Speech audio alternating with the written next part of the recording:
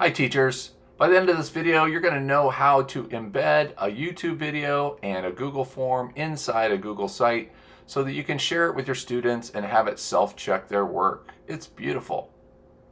Alright, so the first step in this process is to download this wonderful application called ClipGrab. You go to clipgrab.org/download ClipGrab and you'll see this site right here. It's a free download, but it's donationware, and I love this app so much I have donated literally over $200 to it. It's just a wonderful, wonderful application. But if you don't want to donate to it, you can download it for free. And I've used this app for at least 10 years, which is really unusual for these type of things. Step 2 then is to find the YouTube video that you want to import to add to your Google Drive. Just Google it and you'll find oftentimes from YouTube, SchoolTube, TeacherTube, Dailymotion, wherever.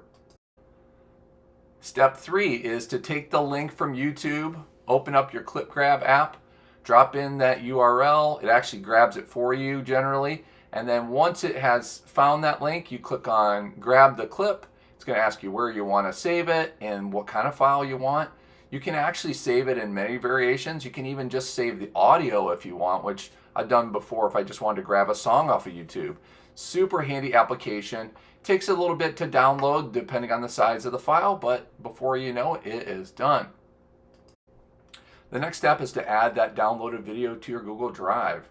You can go to drive.google.com, take your file, drag and drop it into your drive, or if you prefer, you can click New, File Upload, find the file, click Open, and that will add it as well.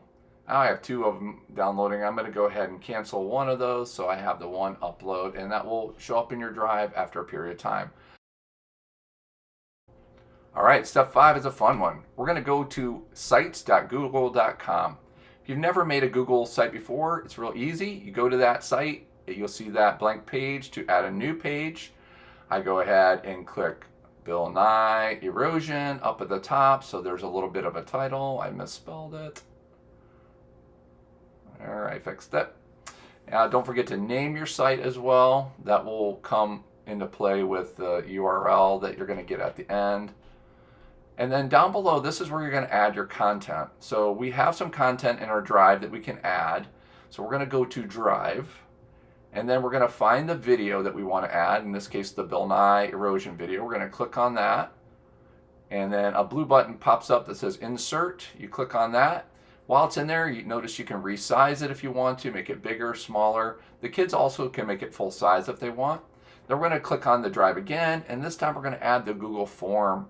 These are the Google Forms that I sell on Teachers Pay Teachers that go along with all of these Bill Nye videos.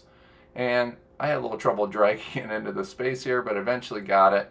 And then you're going to see the Bill Nye video on the left and then the form on the right that the kids can fill in. So it's all going to be on one web page. The last step then really is just to publish the site.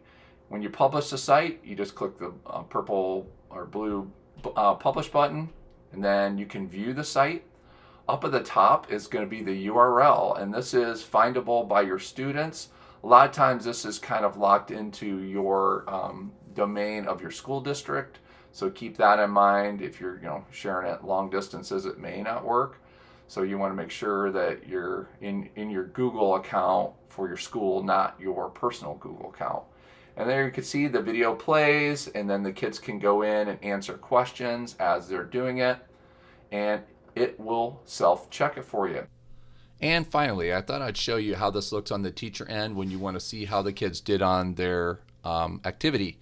So here's the Google form that was shared in that Google site. If I double click on that, I can see the form. Again, this can be editable if you need to get into it. Usually what you're going to do is you're going to click on responses, and then I see I have 0 responses. I can link to sheets. I can create, and then it's going to show me when they did it, what their score was, their first name, last name, and how they did on each question.